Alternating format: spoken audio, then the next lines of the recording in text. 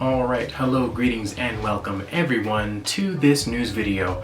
Also, happy holidays, because I did not say that in my last video, if I'm remembering correctly. Anyway, the topics for today are as follows. First, sodium batteries in a vehicle.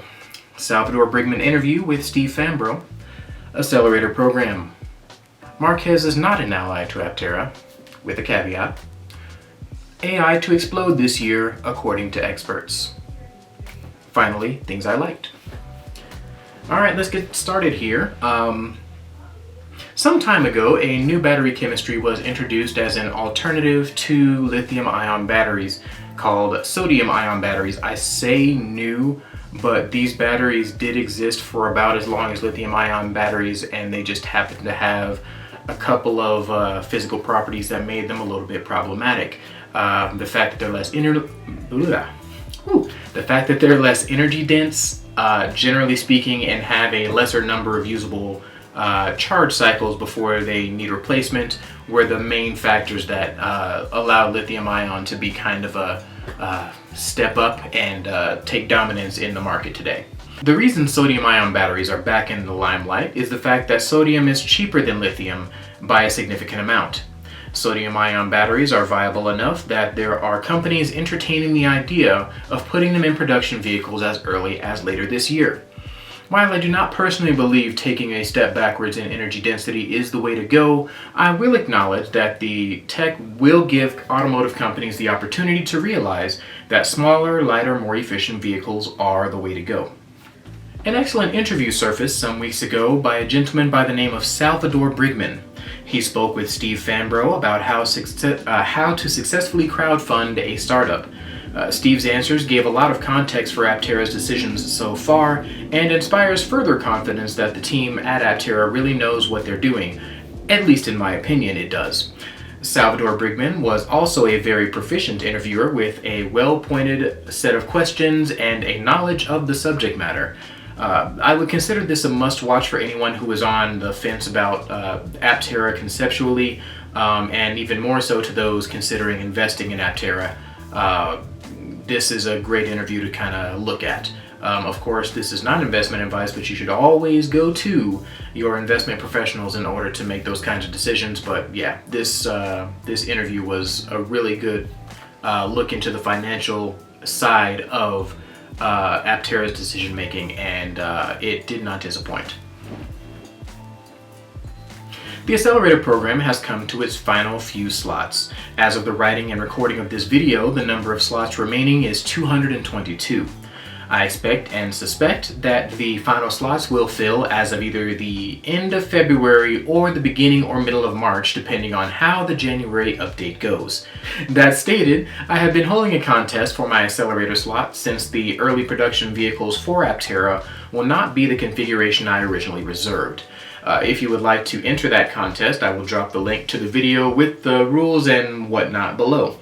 I have received somewhere in the neighborhood of 50-ish entries, so anyone who has not already become an accelerator who wants a slot, or those without the means to become part of the Accelerator Program, this is one of the best chances I have personally seen to become an owner of one of the earlier Aptera vehicles. Of course, this vehicle will hold value more than what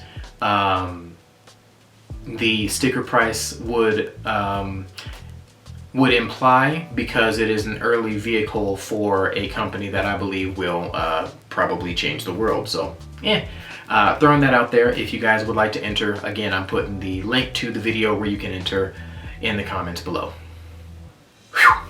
Alright, it is as I feared. At first I thought that Marquez was merely dismissive of the concept of Aptera because he hadn't done the research or didn't understand it, but this Waveform podcast episode, his most recent one as of the making of this video, combined with other statements, made it abundantly clear that at best he views Aptera as a punchline, and at worst, he may be actively poisoning people's perception of Aptera. I did not come to this conclusion lightly, nor do I find any sort of happiness or fulfillment conveying it, but here it is. This was brought to my attention by Tailosive EV, interestingly enough. He talked about how during Marquez's most recent podcast, he mentioned Aptera. I did not check out that podcast myself because I was not interested in the topics that were listed as discussion topics. Aptera was not a headliner, so I was like, eh. Yeah, it was mostly iPhone and concept cars, a Xiaomi concept car that they introduced, and I'm like, I already know about those things, let me go ahead and skip it. At any rate,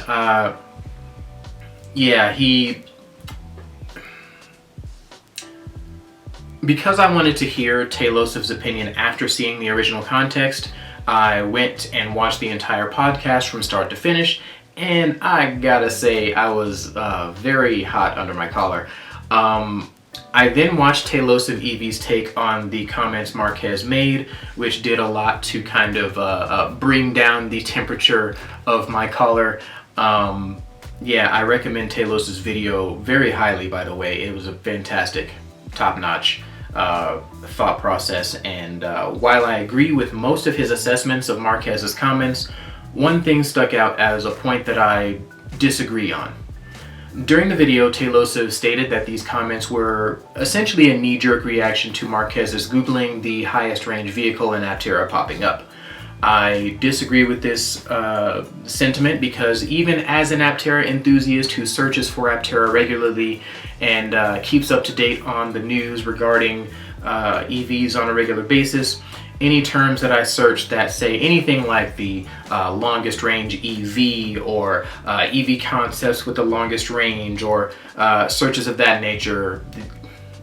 So I actually did like 15-ish searches given the context of the conversation on the podcast as to what he could have been searching to get to Aptera, and Aptera didn't come up once. Like not even a hint of Aptera came up on the first couple of pages of any of the searches that I did. That in and of itself is an issue that should be addressed by someone at Aptera, I believe, but I have no idea whom would be the best to tackle that issue since they have already been approaching it from every angle I can think of, but I digress. I believe in general, one has to actively search for Aptera, the word, the name, the company Aptera, to find Aptera, unless there is something I am missing. At least in the context of the conversation. Again, the words that he was using before he brought up Aptera, I searched those words and variations and pieces of those words that would have made sense for him to search in order to bring up Aptera, and none of that brought up Aptera. None of it. Yeah. This means that, in my humble opinion, that he has had some knowledge of the company for the better part of a year, so this knee-jerk reaction, in my opinion, indicated that he either forgot about Aptera, which is unlikely because of how I just mentioned how hard it is to search for, and just happened to stumble upon Aptera without already knowing the name, and he immediately went to the website. I mean, come on, man. Or Aptera in this moment was just a convenient punchline. Now, with all of the potentially negative stuff, or the potentially can be perceived as negative stuff that I have said in this, I guess this rant is the best way to put it. I believe genuinely, with all of my heart, with my heart of hearts, that even as the butt of a joke, this exposure for Aptera was probably a net positive. For all the videos that I could find that Marquez has spoken about or implied the concept of Aptera, there exists no fewer than 600,000 views. 600,000 people have had the seed planted that solar mobility is at least a concept. Why am I talking about this? I like Marquez because he is a fantastic orator. He takes complicated topics and makes them fun and simple. He speaks well and does a good job of boiling down very complicated topics and presenting them in a way that is tangible and easily digestible for the masses. yeah, basically through thorough research, I believe that he kind of bakes this stuff into a tasty, delectable treat that people can learn a little something, as well as have fun watching that stuff. He does a good job of making content that you learn something from and you enjoy. That is an excellent skill, and I've loved him for it for the better part of a decade now. Yeah, the better part of a decade. Not quite a decade, like 7 or 8 years, almost 9, but the better part of this decade. Yeah, I've been loving it. Anyway, if he cuts out the research portion of this endeavor and and his content loses the substance, it basically becomes junk food. Now, don't get me wrong, everybody likes a bit of junk food every now and again, but the parts of the podcast that I enjoy the most, their general attention to detail and their seamless packaging of complex information, could come into question if this becomes their norm. That is my hot take, and it could be completely off, so I welcome discussion in the comments about this and any of my other topics. My final news topic for today is speculative on the part of those making these statements. I am reporting on the statements because they are substantive to paint a picture as to where AI may be headed. Several people in the AI space, with plenty of experience in the AI space, are talking about several new innovations that allow AI to learn through seeing a task performed and dynamically adapting to changes in a task's parameters. We saw a remnant of dynamic adaptation through a Tesla bot demo where the robot was able to sort blocks even while the position of the blocks was changed in real time. Videos by channels like Brighter with Herbert also talk about how impactful AI and humanoid robots will be for any company involved, even tangentially with AI. He also spoke about demos where robots are shown dynamically learning. The podcast itself was very informative, but what does this have to do with Aptera?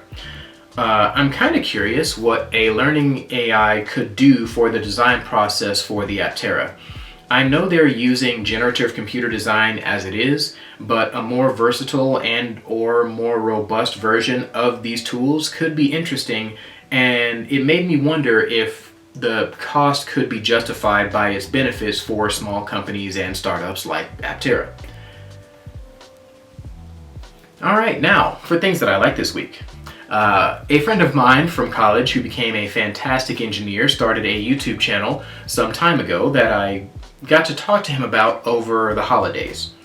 I took the time to sit down and watch a few of his long-form videos, and I am more than willing to recommend his channel to anyone who likes well-crafted interviews about STEM topics with experts of their fields.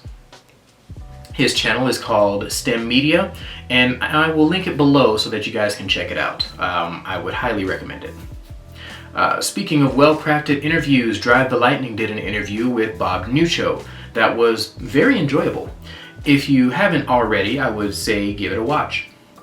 Now, in line with all the things that I said I loved about Marquez's channel, he did an absolutely excellent video about F1 that I would recommend for anyone who is new to the sport or would like the perspective of someone who was open and receptive to the subject matter.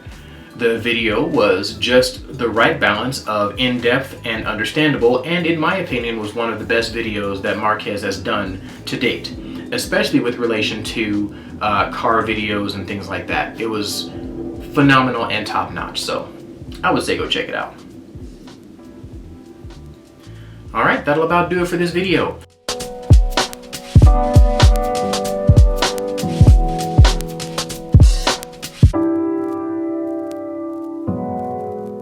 Quick sidebar that I forgot, ladies and gentlemen. While I was editing this video, I realized I'd accidentally skipped over a story that I wanted to cover. Aptera's website went down for a short period of time, a couple of days over the course of the holiday season. In a statement, they basically said that a back-end update made the website act funny, And so yeah, they've gotten that mostly resolved. If you go to the Aptera website at this point, it appears to be resolved for the most part here. Let me see. I'm gonna go ahead and put my screen up on you guys's